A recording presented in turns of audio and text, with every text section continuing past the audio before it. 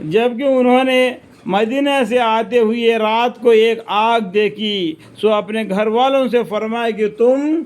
ٹھہرے رہو، میں نے آگ دیکھی ہے، شاید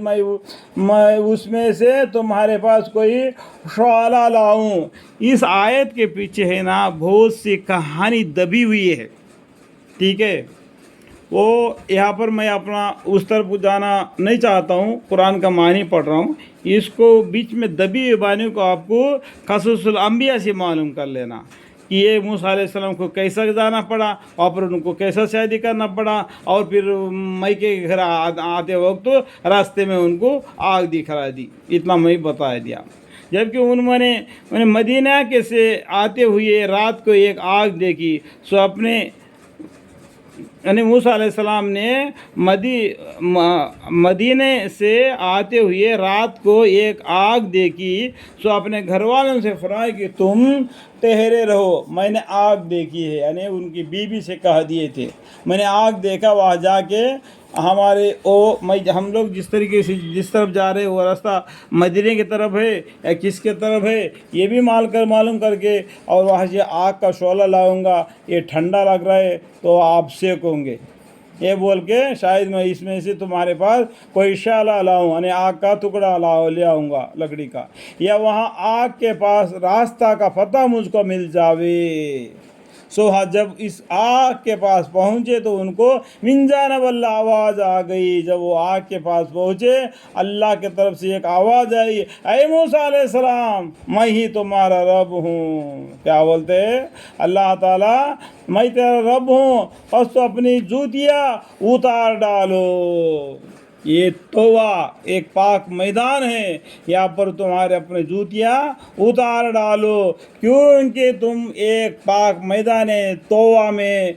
ہو، یا اس کا نام ہے، یعنی اللہ تعالیٰ سے تو کوئی طور پر جا کے لوگ بات کرتے تھے موسیٰ علیہ السلام اللہ تعالیٰ سے، ایک پاک زمین ہے، یہاں پر تم اپنے جوتیاں اتار دو۔ یہاں پر ایک مسئلہ آ جاتا ہے شب معراج کا، پیغمبر صلی اللہ علیہ وسلم کے بارے میں آپ کو اشارہ کر دیا، آپ کو معلوم کر لینا چاہیے۔ کیا بولتے ہیں اللہ تعالیٰ، انی انا ربک فاخلع علیک انک بالوادی المقدس طوی۔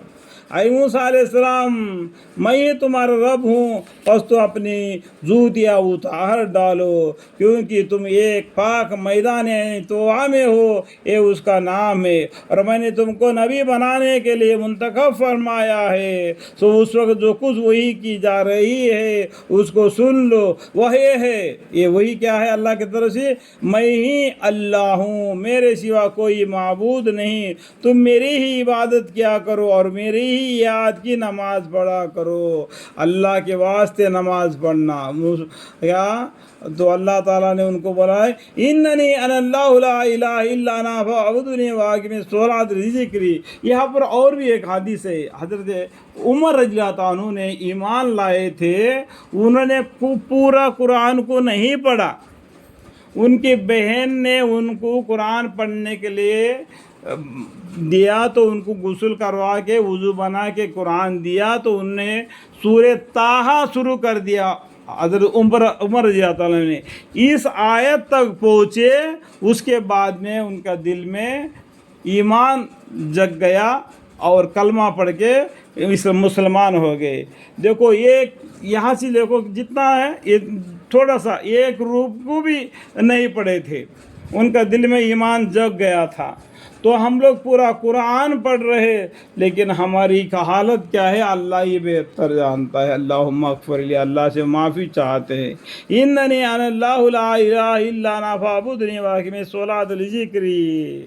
اس کو سن لو، وہاں یہ ہے کہ میں ہی اللہ ہوں، اللہ بولتے ہیں میں ہی اللہ ہوں، میرے سوا کوئی معبود نہیں، تم میری ہی عبادت کیا کرو اور میری ہی یاد کی نماز پڑھا کرو۔ دوسری بات یہ سنو کہ بلا شک قیامت آنے والی ہے۔ دیکھو قیامت ایک دن آئے گی جس دن تمہارا حساب کتاب ہو جائے گا، اس بات کو ڈر کر اپنی زندگی دنیا میں گزارو۔